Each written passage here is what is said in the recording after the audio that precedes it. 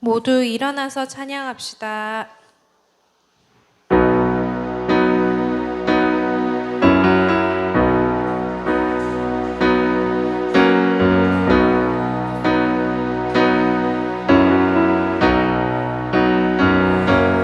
우리 주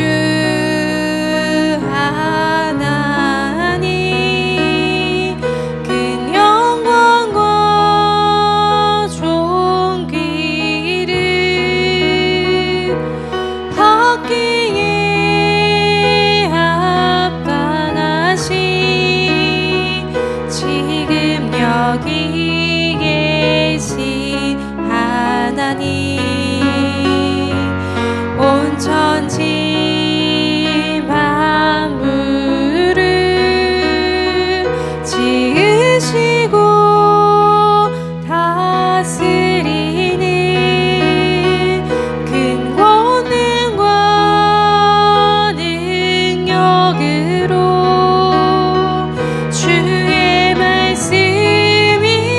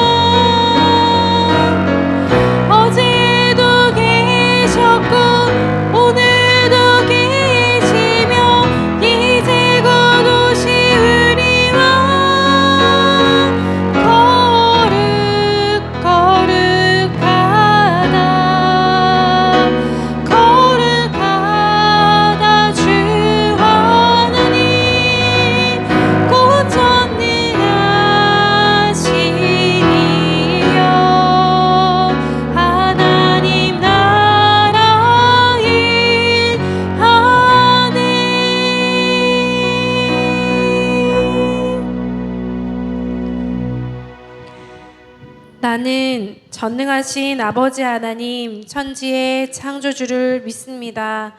나는 그의 유일하신 아들, 우리 주 예수 그리스도를 믿습니다.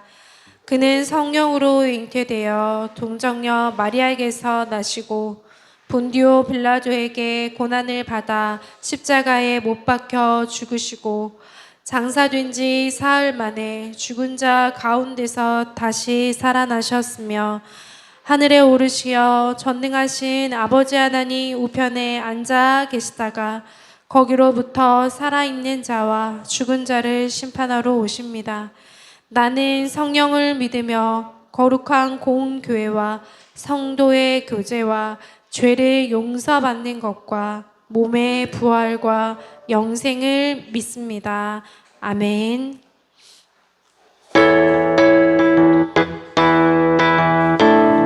박수 치면서 찬양하겠습니다. 많은 사람들 참된 진리를 모른 채 주님 곁을 떠나가지만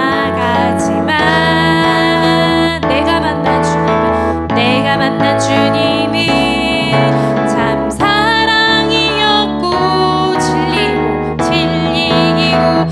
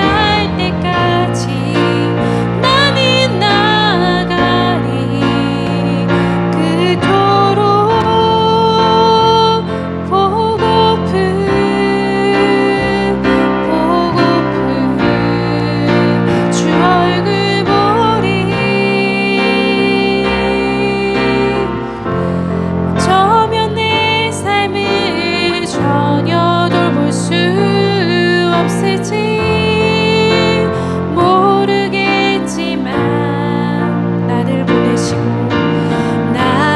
보내시고 무너진 그 땅에 내 생명 묻으소서.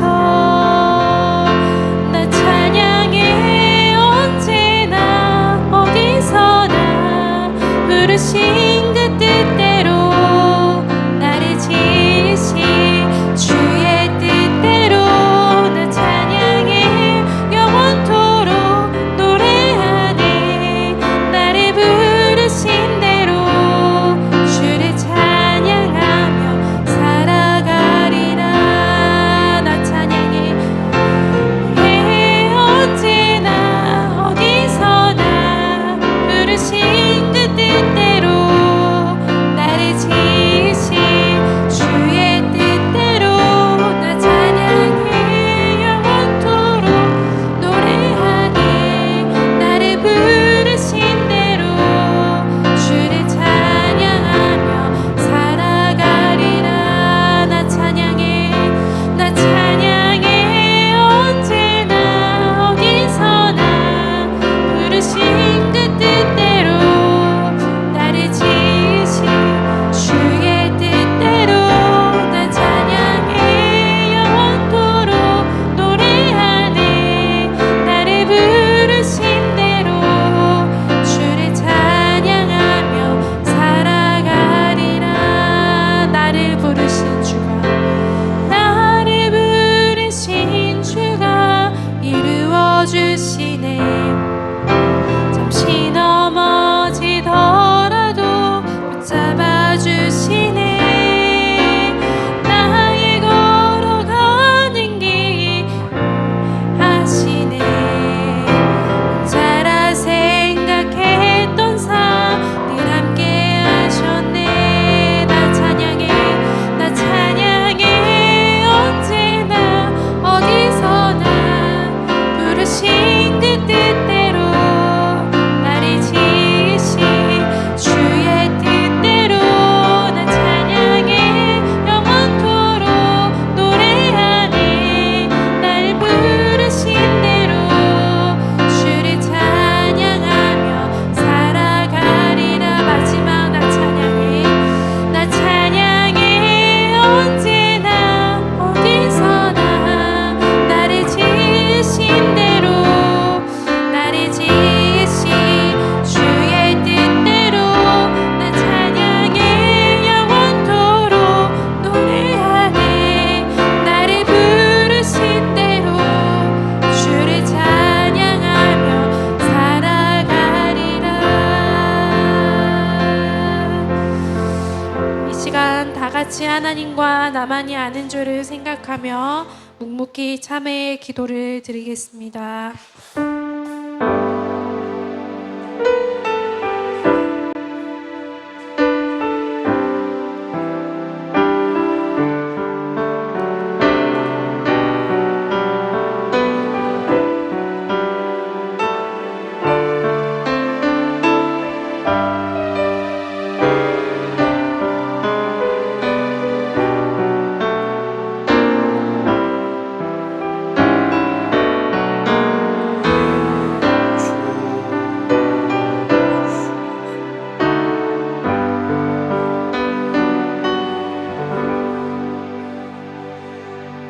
이는 곧 물로 씻어 말씀으로 깨끗하게 하사 거룩하게 하시고 자기 앞에 영광스러운 교회로 세우사 티나 주름 잡힌 것이나 이런 것들이 없이 거룩하고 흠이 없게 하려 하심이라. 아멘. 살아계셔서 오늘도 역사하시고 우리를 오늘까지 인도해 주신 아버지 하나님, 하나님의 인도하심과 우리에게 베푸신 은혜와 크신 사랑에 감사를 올려드립니다. 우리의 감사의 제목이 끊어지지 않게 하여 주시고 올 한 해 지금 이 시간까지 인도하신 그 손길이 우리의 남은 날도 인도하여 주시옵소서. 무더운 여름을 지나고 오곡백과가 무르익는 가을의 계절에 돌입하였습니다. 하나님, 온 세상이 황금들녘으로 변하는 것처럼 우리 꿈꾸는 교회도 믿음의 열매 맺는 교회 되게 하여 주시고, 풍성한 믿음의 결실을 하나님의 손에 올려드리는 귀한 교회 되게 하여 주시옵소서. 하루하루 하나님의 은혜 아니면 살아갈 수 없는 시대를 살아갑니다. 하나님 손 붙들고 예수 그리스도 십자가 의지하여 살게 하여 주시고, 그렇게 날마다 믿음으로 살 때에 우리의 남은 날이 복되며 풍성할 수 있도록 은혜 내려 주시옵소서. 사랑하는 우리 교우들, 하나님께 마음껏 예배하고 찬양하고 기도하는 일이 쉬지 않도록 은혜 내려 주시고, 모든 일터와 직장과 사업장과 그 가정과 자녀들에게 복이 넘칠 수 있도록 은혜 내려 주시옵소서. 그리하여서 주의 전에 올 때마다 마음에 근심이 없게 하여 주시고, 날마다 형통함으로 하나님을 기쁘게 찬양하며 높여드리는 귀한 교우들 될 수 있도록 은혜 내려 주시옵소서. 어린 우리 자녀들 위하여서 기도합니다. 영육간의 강건함으로 보듬어 주시어서 그 안에 예수 그리스도의 복음, 그 십자가를 믿는 믿음이 깊이 심겨질 수 있도록 은혜 내려 주시고, 그 믿음으로 이 땅을 살아갈 때에 하나님께서 기쁘게 받으시는 귀한 자녀들 될 수 있도록 은혜 내려 주시옵소서. 코로나가 다시 기승을 부리는 그러한 시대를 삽니다. 다시 코로나 때문에 교회가, 모임이, 예배가 하나님 앞에 나오는 것이 방해받지 않도록 은혜 내려주시고, 사랑하는 교우들 늘 눈동자와 같이 안전하게 지켜주시옵소서. 오늘도 주의 전에 나와 예배드리는 우리에게 하나님께서 이 강단을 통해 친히 말씀하여 주시고, 그 말씀 앞에 우리는 아멘하며 하나님의 살아계심을 깊이 경험하는 귀한 예배 될 수 있도록 은혜 내려 주시옵소서. 감사를 드리며 우리 주 예수 그리스도의 이름으로 기도드리옵나이다. 아멘. 주님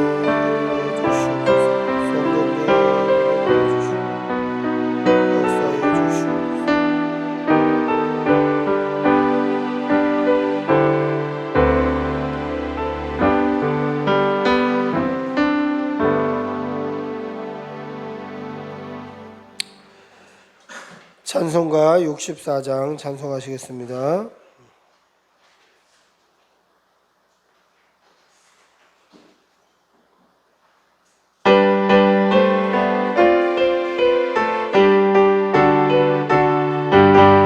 기뻐하며 경배하세 영광 주 하나님, 주 앞에서 우리 마음 피어나는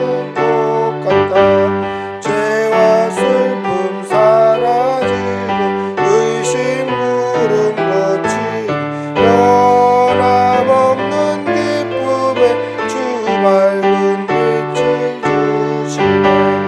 땅과 하늘 만물들이 주의 솜씨 빛내고 별과 천사 노래소리 끊임없이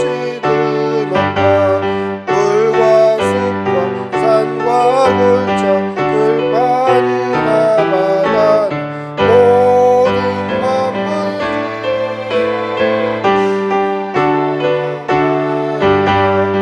우리 주는 사랑이요 무게 근원이시니 삶이 깊은 샘이 되어 바다처럼 넘치네. 아버지의 사랑하는 우리 모두 형제니 서로 사랑하게 도와주시옵소서. 새벽별의 노래 따라 힘찬 찬송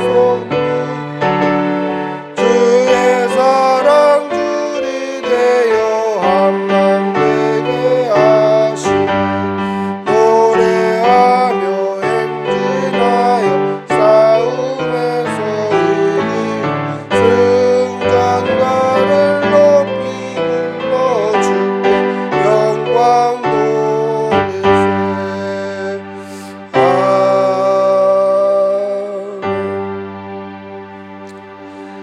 사랑의 아버지 하나님, 오늘도 좋은 날 주셔서 감사합니다. 우리에게 좋은 날 주시고 생명 주시고 건강 주시니 감사합니다. 우리에게 감사의 제목이 많고 하나님께서 주신 은혜가 풍성하여 주의 전에 나올 때 빈손으로 나오지 않고 감사의 마음을 담아 예물 올려드립니다. 이 예물이 쓰이는 곳에 하나님의 나라가 서게 하여 주시고 드린 손길에는 천배의 복으로 갚아 주시옵소서. 사랑하는 성도의 가정에 어려움 당하는 가정 없게 하여 주시고 물질의 풍족함으로 하나님 앞에 늘 드리고도 남음이 있을 수 있도록 은혜 내려 주시옵소서. 하나님께서 복 주실 줄 믿사옵고 우리 주 예수님의 이름으로 기도드리옵나이다. 아멘. 광고 보시겠습니다. 광고는 주보를 참조해 주시면 되겠습니다. 오늘 꿈꾸는 교회 나오신 여러분들 주님의 이름으로 축복하고 환영합니다. 우리 한번 앞뒤좌우로 한번 인사하시겠습니다. 사랑합니다. 환영합니다. 예, 주일학교 양육훈련 2시 30분에 시작합니다. 다음 주 예배기도는 우수한 집사님입니다. 9월 교회 행사 또 담임 목사 일정 보시면 되겠고요. 작은 일정들은 예전에는 기록을 안 했는데 다 기록을 했습니다. 또 여러분들의 기도도 필요하기도 하고 하기 때문에 다 해놨으니까 보시고 기억하시고 또 기도해 주시면 되겠습니다.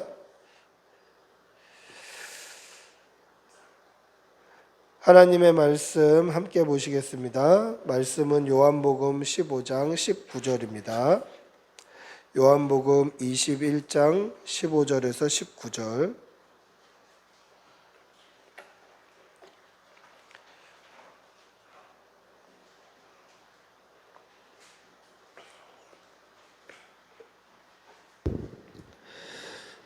요한복음 21장 15절에서 19절입니다. 신약성경 186면에 있습니다. 요한복음 21장 15절에서 19절. 우리 천천히 한 목소리로 함께 읽겠습니다. 요한복음 21장 15절에서 19절입니다. 같이 읽겠습니다.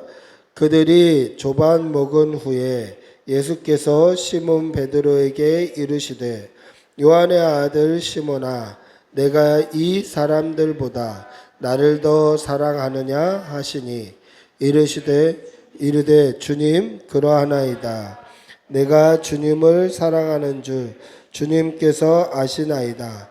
이르시되 내 어린 양을 먹이라 하시고 또 두 번째 이르시되 요한의 아들 시몬아 네가 나를 사랑하느냐 하시되 이르되 주님 그러하나이다. 내가 주님을 사랑하는 줄 주님께서 아시나이다. 이르시되 내 양을 치라 하시고 세 번째 이르시되 요한의 아들 시몬아 네가 나를 사랑하느냐 하시니 주께서 세 번째 네가 나를 사랑하느냐 하심으로 베드로가 근심하여 이르되 주님 모든 것을 아시오매 내가 주님을 사랑하는 줄을 주께서 아시나이다. 예수께서 이르시되 내 양을 먹이라. 내가 진실로 진실로 내게 이르노니 네가 젊어서는 스스로 띠띠고 원하는 곳으로 다녔거니와 늙어서는 내 팔을 벌리리니 남이 내게 띠띠우고 원하지 아니하는 곳으로 데려가리라. 이 말씀을 하심은 베드로가 어떠한 죽음으로 하나님께 영광을 돌릴 것을 가리키심이러라. 이 말씀을 하시고 베드로에게 이르시되 나를 따르라 하시니. 아멘. 할렐루야. 대한민국 첫 번째 연쇄살인마가 누구냐면 김대두라는 사람이에요. 여러분 주일 아침부터 이 연쇄살인마에 대한 이야기를 하기가 참 어렵습니다만은 연쇄살인마 이거 굉장히 무서운 말이죠. 근데 대한민국 1호 연쇄살인마가 이 김대두라는 사람이에요. 그 전에 어떤 사람이 있었는데 그 사람은 일제강점기 때 2명을 죽였어요. 그러니까 2명 죽인 게 연쇄살인마라는 거예요. 이것도 연쇄살인마예요. 근데 이 김대두는 몇 명을 죽였냐? 1975년 8월부터 1975년 10월까지 2달, 약 55일 동안 17명을 죽입니다. 근데 어떻게 잡혔냐면 피 묻은 청바지를 세탁소에 맡겼는데 이 세탁소 주인이 그것을 의심하여 신고해서 그가 잡힌 거예요. 55일 동안 경기도와 전라도 일대에서 17명을 죽인 아주 무시무시한 범죄자예요. 그런데 이 사람이 사형을 언도받고 그 다음 해인 1976년 12월 28일 날 사형당할 때까지 그 예수 그리스도를 믿어서 복음 전도자로 살아요. 17명을 죽이고 대한민국 1호 연쇄살인마로 사형 언도받아서 감옥에 수감되었는데 그가 감옥에서 예수 그리스도를 믿고 영접했어요. 예수 그리스도를 믿고 영접해 보니까 이 17명을 죽인 이 살인마도 예수님께서 십자가의 죽으심으로 말미암아 구원하셨다라는 게 너무 감사한 거예요. 그래서 만나는 사람들마다 자기가 얼마나 잔인한 죄인이었는지를 낱낱이 고백하는 거예요. 그리고 그 죄를 예수님께서 깨끗게 해주셨다라는 그 고백으로 많은 사람들에게 복음을 전하는 거예요. 그러니까 대한민국 1호 연쇄살인마 이 사람보다 잔인하고 극악한 사람은 없으니 이 수감자들이 얼마나 은혜를 받겠습니까? 그가 자기의 죄를 다 고백하면서 이 죄도 씻어주셨는데 당신의 죄는 예수님이 당연히 씻어주시지. 예수 믿고 구원받으시라고. 그렇게 얘기를 하는 거예요. 그런데 이 전도를 받던 어떤 수감자가 그렇게 질문하는 거예요. 만약에 지금 사형수가 돼서 사형당할 나를 지금 보고 있는 수감자인 당신, 지금 당신과 만약에 그때 잡히지 않아서 어디 좋은 회사 사장님이 돼서 떵떵거리고 산다면 당신은 지금 사형수인 자신의 형편과 만약에 잡히지 않고 살아서 떵떵거리고 그렇게 회사 사장이 돼서 그렇게 사는 삶과 어떤 것을 택하시겠습니까? 사형수인 지금을 택하시겠습니까? 아니면 성공한 사업가의 삶을 택하시겠습니까? 이렇게 물어봤어요. 그랬더니 복음을 전하던 김대두가 뭐라고 대답하냐면 나는 지금 비록 사형수지만 예수 믿고 구원받은 행복감이 더 큽니다. 사형당할 두려움보다 예수 믿고 구원받을 이 행복이 더 커서 이 행복은 내가 얼마나 떵떵거리는 사업가가 되든 어떤 사람이 되든 이 행복은 내가 바꿀 수 없습니다. 내가 당장 내일 죽어도 이 행복은 바꿀 수 없습니다. 그렇게 얘기하더라는 거예요. 이분이 전도하여서 예수 믿게 된 믿음의 사람이 굉장히 많았다고 해요. 여러분, 복음은 연쇄살인자도 믿음으로 변화시키는 강한 능력이 있음을 믿으시기 바랍니다. 복음은 어떠한 사람도 변화시켜요. 복음은 저와 여러분도 변화시키지만 어떠한 극악무도한 사람도 변화시키는 능력이 있음을 믿으시기 바랍니다. 여러분, 예수 믿고 구원받는 성도들이 되시기를 바랍니다. 예수 그리스도 믿는 믿음으로 거듭나고 변화되시는 성도들이 되시기를 바랍니다. 할렐루야. 오늘 믿음으로 변화된 한 사람이 나옵니다. 그게 누구입니까? 베드로지요. 이 베드로의 변화된 삶을 보면서 도전받고 은혜 받는 성도들이 되시기를 축복하고 기도합니다. 할렐루야. 이 베드로는 어떤 사람이었습니까? 예수님을 따르던 사람입니다. 근데 예수님께서 잡히시던 새벽에 예수님을 3번이나 부인했어요. 3번째에는 저주하고 맹세하고 부인했습니다. 왜 저주하고 맹세하고 부인합니까? 예수님하고 상관없다 나는. 만약에 내가 예수님을 따르던 사람이었으면 지금 내 입에서 예수를 저주하는 말을 했겠냐. 봐라, 내가 예수를 저주하고 나는 맹세한다. 예수를 저주하고 맹세하는 그게 내가 예수와 상관없는 사람이다. 이렇게 부인한 거예요. 그런데 이 새벽 되기 불과 몇 시간 전에, 그 전날 저녁에 식사하는 자리에서는 뭐라고 얘기했냐면, 모두 주를 버릴지라도 나는 결코 버리지 않겠나이다 라고 했던 사람이에요. 자, 전날 밤에 베드로는 모두 주를 버릴지라도, 거기 있는 제자들이 다 주를 버릴지라도 나는 결코 주를 버리지 않겠습니다 라고 했던 사람이 불과 몇 시간 후에는 예수님을 저주하고 맹세하고 부인해요. 뭐가 진심일까? 뭐가 진심일까요? 뭐가 진심일까요? 나는 결코 예수님을 부인하지 않겠습니다 라고 했던 게 진심일까요? 아니면 예수님을 3번이나 저주하고 부인한 게 진심일까요? 뭐가 진심일까요? 둘 다 진심이에요. 둘 다 진심이에요. 어떻게 둘 다 진심일 수 있죠? 자기 감정을 따라가면 둘 다 진심일 수 있어요. 예수님께서 내 발을 닦아주시고, 예수님께서 떡을 떼어주시고, 예수님께서 포도의 줄 잔에 따라주시고, 예수님과 친밀히 가까이 동행하고 가까이 있을 때 내 감정은 모든 사람이 주를 버릴지라도 나는 버리지 않을 것 같았던 거예요. 이게 내 감정 상태예요.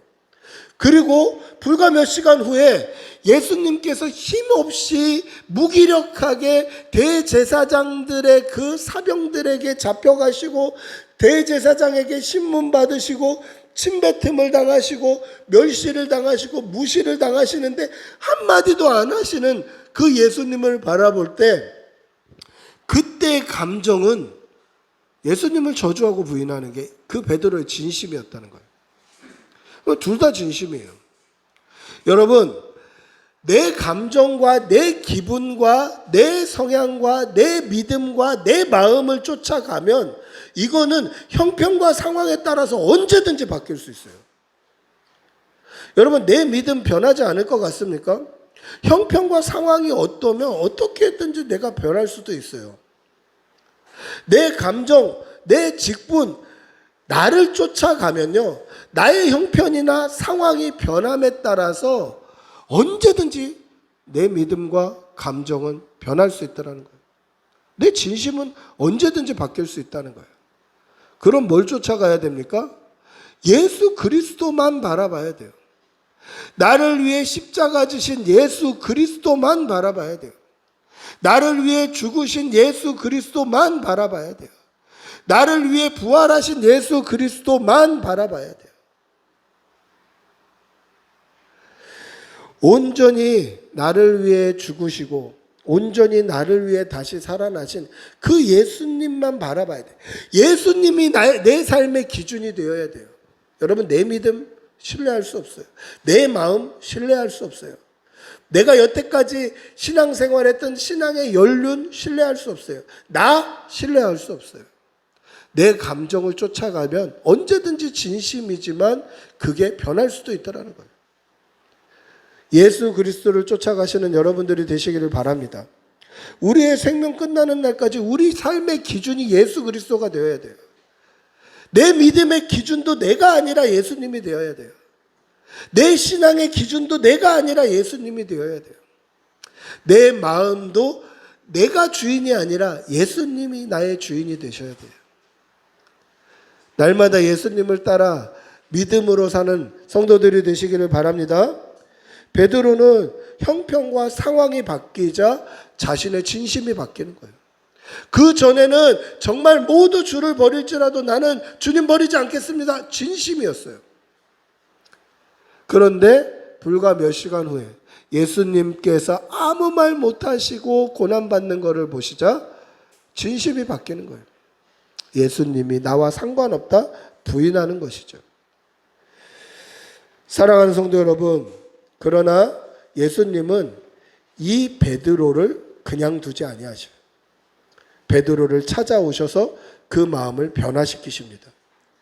변화된 베드로가 우리의 믿음의 모델이 되고 우리 역시 믿음으로 거듭나서 변화된 삶을 살아가시기를 도전받고 다짐하시는 여러분들이 되시기를 바랍니다. 할렐루야. 베드로는 예수님의 부활을 가장 먼저 목격했던 제자예요.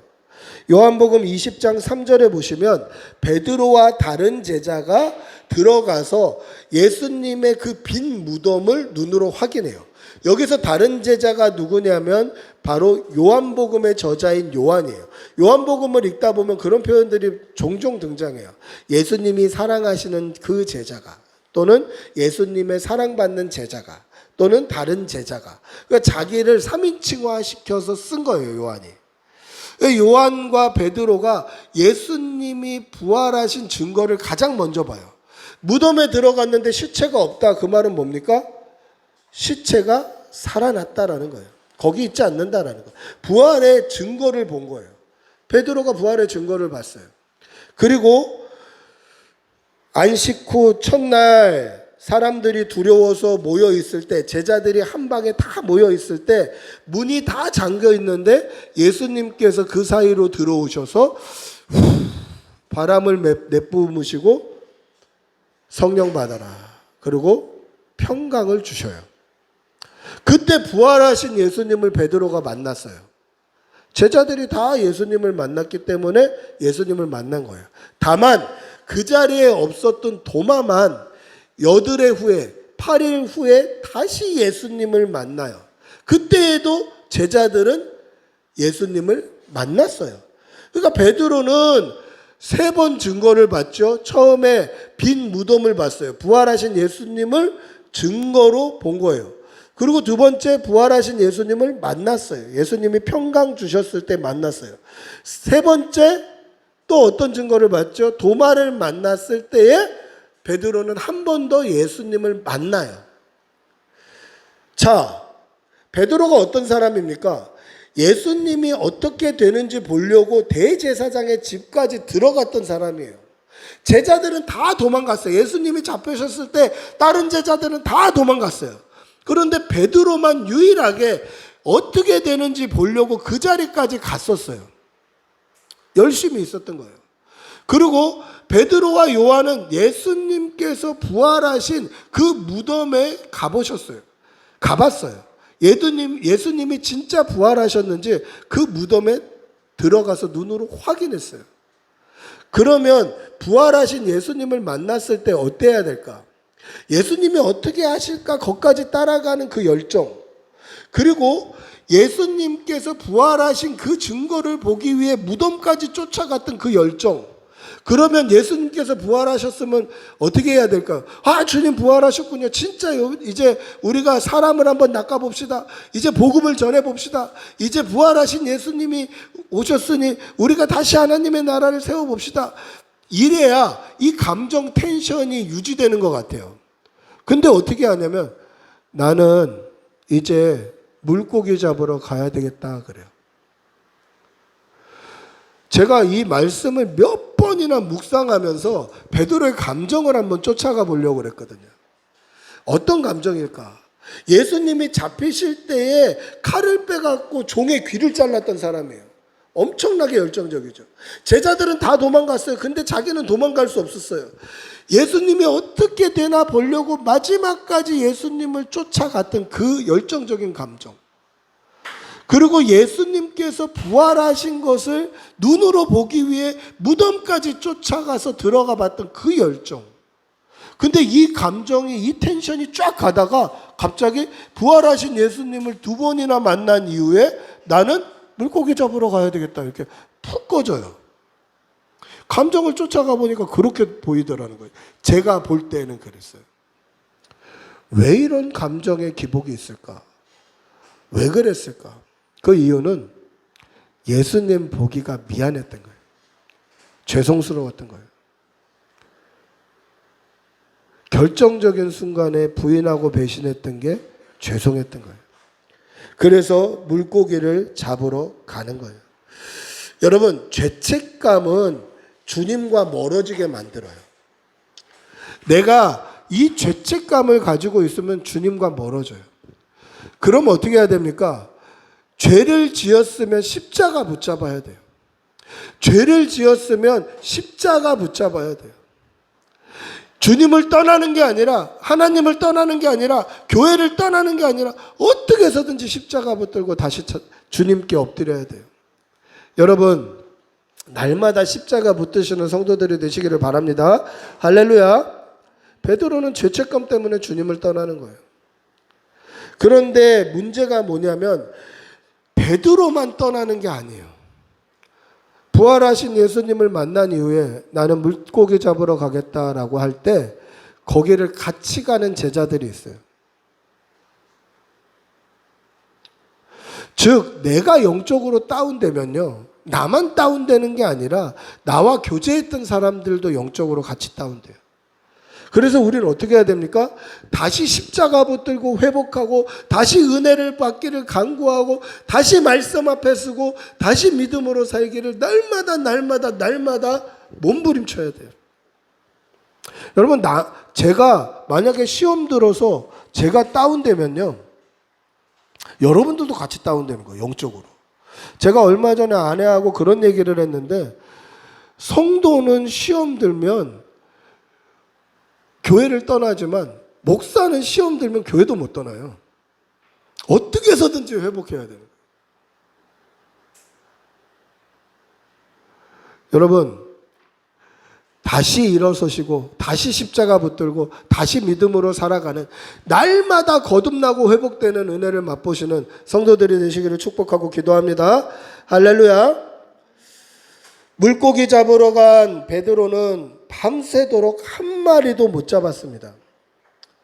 여기에 베드로의 감정을 한 번 더 따라가 보면요, 아마 베드로는 밤새도록 물고기를 한 마리도 못 잡으면서 예수님을 처음 만났던 그날 밤이 떠올랐을 거예요.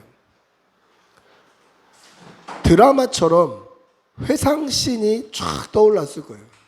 야, 어쩜 오늘 이렇게 물고기가 한 마리도 안 잡히냐? 그날도 그랬는데. 예수님을 처음 만난 날 베드로는 밤새도록 물고기를 한 마리도 못 잡았어요. 그래서 한켠에 앉아서 이 그물을 정비하고 있었어요. 그물을 씻고 있었어요. 그물을 씻고 있을 때 많은 무리가 그 물가로 나오는 거예요. 그런데 그 중에 예수님이 자기의 배에 오르시는 거예요. 그러더니 물가로 조금 떼어놓으라는 거예요. 그래서 오르신 그 예수님을 명을 따라서 배를 물가로 조금 밀어놨어요. 근데 거기서 예수님께서 하나님의 말씀과 천국 복음을 막 가르치시는 거예요. 그물을 깃고 있지만 귀는 열려 있으니까 예수님의 말씀이 들렸겠죠. 그러면서 아마 베드로는 예수님께서 다른 랍비들, 다른 선생님들과 다르다라는 것을 깨달았을 거예요. 베드로의 감정을 쫓아가는 거예요. 성경에도 종종 나와요. 다른 선생들과 달랐다. 다른 그 서기관들과 같지 않고 권위가 있었다. 예수님의 말씀은 권세가 있어요. 그런데 말씀을 맞추신 후에 갑자기 베드로에게 깊은 데로 가서 그물을 내리라는 거예요. 날이 밝았어요. 그물을 치려면 날이 어두워야 돼요. 물고기들이 잘 보이지 않아야 돼요. 그래야 그물이 내려오는지 안 내려오는지 물고기들이 몰라요.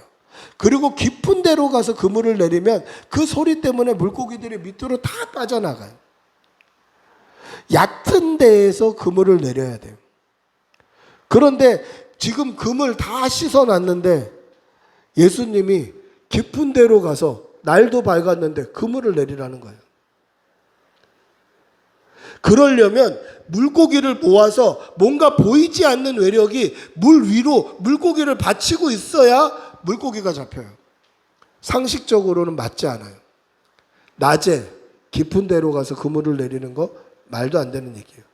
그런데 거부하지 않아요. 왜 거부하지 않을까요? 그 말씀의 권위를 깨달았다라는 거예요. 예수님께서 말씀하시는 그 말씀을 들었다는 게 성경에 기록되어 있지는 않지만 그 권위를 깨달았기 때문에 그 말씀에 순종하는 거예요. 그래서 그물을 들었는데 그물이 찢어지게 고기가 많이 잡힌 거예요. 그날 밤이 생각나지 않았겠습니까? 한 마리도 못 잡는데 그날 밤이 생각난 거예요. 그런데 물고기를 잡고 있는데 물 곁에 누가 불을 피우고 앉아 계신데 그분이 갑자기 베드로를 향해서 배 오른편에 그물을 내려라 그렇게 얘기하는 거예요. 여러분 낚시해 보셨나요? 저는 결혼 전에 이제 낚시가 취미였는데 결혼 이후에는 낚시를 가본 적이 없어요. 낚시는 결혼 전에만 할 수 있는 그런 취미예요. 결혼 후에 낚시 가면 낚시 과부라는 말이 있어요. 아내가 안 좋아해요. 이 결혼 전에 낚시를 많이 자주 다녔었는데 낚시를 해보시면요. 밤새 한 마리도 고기를 못 낚으면 어떻게 되냐면 낚싯대를 바꿔봐요. 좀 짧은 거 해볼까? 긴 거 해볼까? 미끼도 바꿔봐요. 떡밥이 안 좋은가? 지렁이 껴볼까? 이 자리가 안 좋나? 저 자리 해볼까? 막 주변에 물고기 잡는 소리가 들리면 저 물고기 잡히는 자리 옆으로 가볼까? 별짓을 다 해요. 밤새. 그게 낚시 한 마리도 못 잡은 사람의 형편이에요. 근데 보세요. 베드로는 이날 한 마리도 못 잡았어요. 그러면 오른편에 안 던져서 못 잡은 걸까요? 아마 배 오른편, 왼편, 앞, 뒤 어디든지 던져봤겠죠. 이쪽 저쪽 돌아다니면서 어디든지 던져봤겠죠. 그런데 갑자기 물가에서 불을 쬐시던 그분이 오른편에 던지라는 말을 듣고 오른편에 던졌는데 그물이 찢어지게 안 올라오는 거예요. 그때 요한이 주님이시다 그렇게 얘기해요. 데자뷰인 거예요. 베드로가 한 마리도 못 잡는 그날 밤에 주님 만났던 그날도 한 마리도 못 잡았었지를 계속 생각하고 있으니 그물이 찢어지는 순간 요한이 주님이시다 했던 것은 요한도 베드로도 주님을 처음 만난 그날을 생각하고 있었던 거예요. 주님이다. 주님이시다. 그날과 똑같다. 주님이시다. 그러고 가봤더니 주님이 아침밥을 차려 놓으셨어요. 생선을 구워 놓으셨고 떡을 구워 놓으셨어요. 그래서 조반을 먹으라고 하셔요. 그런데 여기서 좀 독특하게 이렇게 말씀하셔요. 방금 잡은 물고기를 좀 가져와라. 그렇게 말씀하세요. 저는 이 말씀이 잘 이해가 안 됐어요. 왜 방금 잡은 물고기를 조금 가져오라고 하셨을까? 지금 주님이 조반을 차려놓고 계셔요. 이미 숯불에 생선과 떡이 올라가 있어요. 그러면 좀 넉넉하게 준비하시지. 다 먹을 수 있도록 준비하시지. 왜 방금 잡은 생선을 조금 더 가져오라고 하실까? 왜 그렇게 하실까? 베드로 하나만 있는 줄 알았는데 와서 보니까 도마도 있고 나다나엘도 있고 야고보도 있고 요한도 있고 12명 중에 1명 죽고 11명 남았는데 그 중에 5명이 여기 와 있으면 되겠냐? 내가 이렇게 많을 줄은 몰랐다. 그 뜻인가요? 그거 아니에요. 왜 오늘 잡은 생선을 좀 가져오라고 그랬냐? 생선이 내가 사온 거는 좀 덜 싱싱해서 싱싱한 거 가져오라는 건가요? 그게 아니더라는 거예요. 제가 이 말씀을 굉장히 오래 묵상했어요. 왜 가져오라 하셨을까? 왜 주님은 처음부터 완벽하게 준비를 안 해놓으셨을까? 근데 이게 주님이 우리에게 일을 맡기시는 방법이고 이게 주님이 우리를 통해 일하시는 방법이더라는 거예요. 여러분, 지금 밤새 고기를 잡았어요. 그러니까 당연히 배가 고프겠죠. 그들의 필요를 아셔서 아침 식사를 준비해 주셨어요. 하나님은 우리의 필요를 아십니다. 할렐루야. 그래서 우리의 필요를 따라서 채워주시는데 그 채워주실 때에 우리의 작은 헌신과 순종을 보시더라는 거예요. 다 해주시면 좋지. 그럼 우리가 할 일이 없잖아요. 주님이 지금 아침 상을 준비해 놓으셨어요. 떡도 구워 놓으시고 생선도 구워 놓으셨어요. 그런데 니네들이 오늘 잡은 생선 그거 조금 가져와라. 그 작은 헌신과 순종을 명령하시더라는 거예요. 그 헌신과 순종을 할 때 주님이 준비해 놓으신 모든 은혜의 풍성함을 맛볼 수 있는 거예요. 이게 주님이 우리에게 일을 맡기시고 사명을 맡기시는 방법이더라는 거예요. 여러분, 주님은 우리의 필요를 따라 예비해 주십니다. 할렐루야. 근데 그것을 맛보기 위해서는 우리의 헌신과 우리의 사명을 감당하는 순종이 필요해요. 우리가 주님의 말씀 앞에 헌신하고 순종하면 주님이 예비해 놓으신 그 은혜를 맛볼 수 있어요. 이 사실을 믿으시기 바랍니다. 이 작은 것, 우리가 가지고 있는 작은 헌신과 순종을 하지 않으면 주님이 예비해 놓으신 그 은혜를 맛볼 수 없다라는 거예요. 사랑하는 성도 여러분, 말씀 앞에 항상 순종하시기를 바랍니다. 이게 어렵고 큰일 같지만 사실은 작은 거예요. 니들이 가지고 있는 오늘 잡은 생선 중에 조금 가져와라. 그 정도의 헌신이나 순종밖에 안 되는 거예요. 그러면 주님이 우리를 때를 따라 먹이시고 입히시고 힘주시고 능력 주시고 우리에게 사명을 감당할 모든 은사를 주심을 믿으시는 여러분들이 되시기를 바랍니다. 할렐루야. 식사하시고 나서 주님은 3번 베드로에게 질문을 하십니다. 3번이 사실은 같은 질문이에요. 어떤 질문입니까? 요한의 아들 시몬아, 네가 이 사람들보다 나를 더 사랑하느냐? 여기서 이 사람은 시몬 베드로도 포함되는 거예요. 네가 누구보다 나를 더 사랑하느냐? 물어보셔요. 그리고 두 번째부터는 이 사람들보다라는 말씀은 안 하셔요. 너보다 나를 더 사랑하니? 이렇게 물어보셔요. 그리고 3번째 같은 질문을 했을 때 베드로는 근심하며 진심으로 고백합니다. 오늘 17절 한번 다시 읽어볼까요? 17절입니다. 17절 같이 읽어보겠습니다. 시작. 3번째 이르시되 요한의 아들 시몬아, 내가 나를 사랑하느냐 하시니 주께서 3번째 네가 나를 사랑하느냐 하심으로 베드로가 근심하여 이르되 주님, 모든 것을 아시오매 내가 주님을 사랑하는 줄을 주님께서 아시나이다.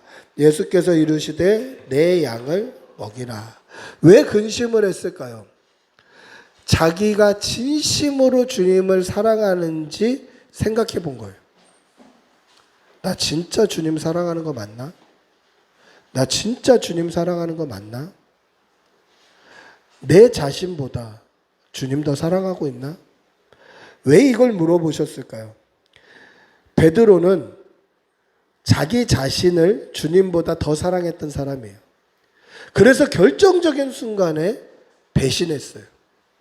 그런데 3번 예수님께서 나를 더 사랑하냐 물어보시고 진심으로 고백하시자 그에게 나를 따르라 라고 다시 명령하십니다. 우리 오늘 읽었던 19절 한번 다시 읽어볼까요? 19절 시작. 이 말씀을 하심은 베드로가 어떠한 죽음으로 하나님께 영광을 돌릴 것을 가리키심이러라. 이 말씀을 하시고 베드로에게 이르시되 나를 따르라 하시니. 여러분, 예수님이 베드로에게 다시 나를 따르라 라고 명령하셔요. 근데 그 전에도 나를 따르라 라고 명령하셨어요. 언제 하셨죠? 3년 전에. 3년 전에. 예수님께서 나를 따라오라, 내가 너희를 사람 낚는 어부가 되게 하리라 라고 나를 따라오라 라고 명령하셨어요. 그리고 3년 동안 베드로는 예수님을 가장 가까이에서 따랐어요. 따르는 줄 알았죠. 근데 결정적인 순간에 예수님을 따르는 줄 알았는데 예수님을 따라가기보다 나를 따라갔어요. 내 생명이 더 귀했던 거예요. 그 순간 내가 예수님의 제자라는 게 발견돼서 저기 같이 앉아 있는 걸 보고 싶지 않았던 거예요. 3년 동안 예수님을 따르는 줄 알았는데 실제로는 자기 마음을 따라갔다라는 거예요. 그래서 예수님이 다시 물어보신 거예요. 너보다 나를 더 사랑하니? 그럼 이제 나를 진짜로 좀 따라주겠니? 그 말씀이에요. 3년 동안 나를 따랐지만 결정적인 순간에는 너를 쫓아가더라. 너보다 나를 더 사랑하니? 너보다 나를 더 사랑하니? 예, 주님 그렇습니다. 그래, 그러면 진짜 나를 좀 따라주겠니? 이제 진짜 나를 좀 따라주겠니? 그렇게 물어보신 거예요. 이 명령 앞에 베드로가 순종하죠. 그래서 설에 보면 오늘 이 말씀에도 나와 있지만 팔을 벌리고 원하지 않는 곳으로 데려간다. 베드로도 예수님처럼 십자가에 못에 박혀 똑바로 예수님처럼 박히는 게 부끄러워서 거꾸로 못이 박혀 죽었다라는 기록이 있어요. 베드로가 어떻게 죽을지 아셨기 때문에 이 말씀을 하셨다. 이제 진짜 나를 좀 따라주겠니? 다시 물어보시는 거예요. 여러분, 이 두 번째 부르심 앞에 순종했던 베드로는 대제사장 앞에서도 복음을 담대히 전합니다. 이 변화된 믿음이 저와 여러분의 믿음이 되기를 축복하고 기도합니다. 말씀을 맺습니다. 복음은 우리를 변화시키고 거듭나게 하십니다. 복음은 우리를 변화시킵니다. 베드로도 변화시켰고 김대두도 변화시켰고 여기 있는 저와 여러분도 변화시키십니다. 그런데 우리의 믿음을 한번 보십시오. 나는 주님을 따른다고 얘기하지만 나를 쫓아가고 있지는 않은지 돌아보시기를 바랍니다. 베드로 역시 3년 동안 주님을 따랐습니다. 가장 가까이에서 따랐습니다. 근데 결정적인 순간에 주님이 아니라 나를 쫓아가더라는 거예요. 그래서 주님은 다시 불러주세요. 나를 따르라. 이제 너를 쫓아가는 게 아니라 진짜 나를 따르라. 그렇게 다시 불러주십니다. 주님이 우리에게 나를 따르고 있니? 라고 물어보실 때 우리는 네 그렇습니다 라고 고백할 수 있는지 우리 믿음을 한번 돌아보시고 날마다 십자가 붙들고 예수님 따라가시는 성도들이 되시기를 축복하고 기도합니다. 우리 모두 같이 일어나셔서 나를 부르신 주 찬양하겠습니다. 나를 불러주신 주님, 내가 주님만 따르겠습니다. 우리의 삶의 기준이 주님만 되게 해주십시오.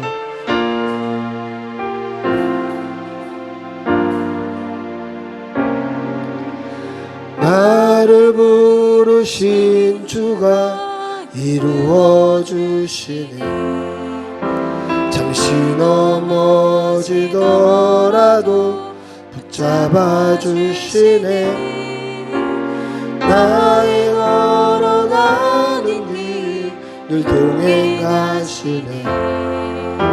혼자라 생각했던 삶 늘 함께 하셨네. 나를 부르신 주가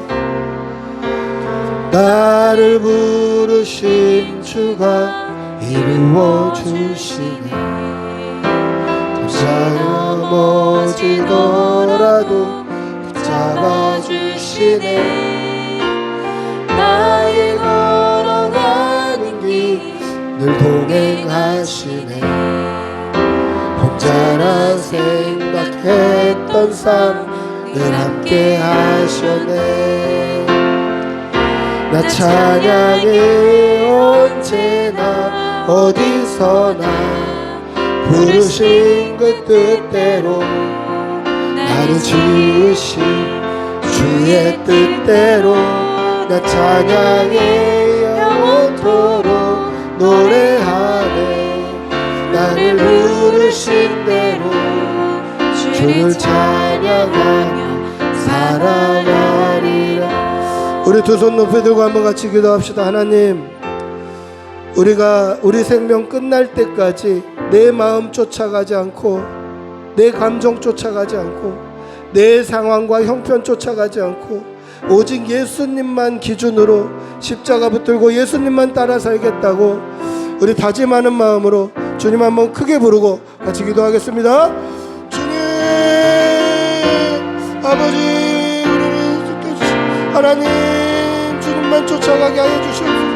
내 감정과 내 형편과 내 상황과 내 마음을 쫓아 사는 것이 아니라 오직 예수님을 따라 살게 해주시옵소서.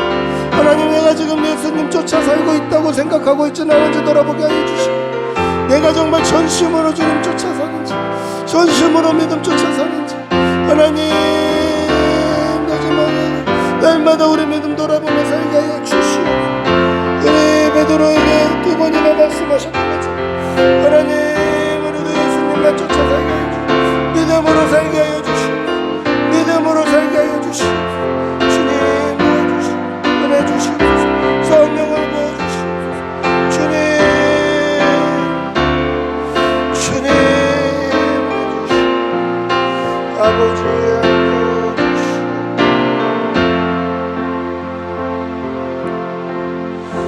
우리 주 예수 그리스도의 은혜와 하나님의 사랑과 성령의 교통하심이 날마다 예수님만 바라보고 예수님을 내 삶의 기준으로 삼고 십자가 붙들고 믿음으로 예수님만 따라 살기를 다짐하는 여기 모인 모든 주의 백성들과 그 일터와 직장과 사업장과 그 가정과 자녀들 위해 지금부터 영원히 함께 있을지어다. 아멘. 주님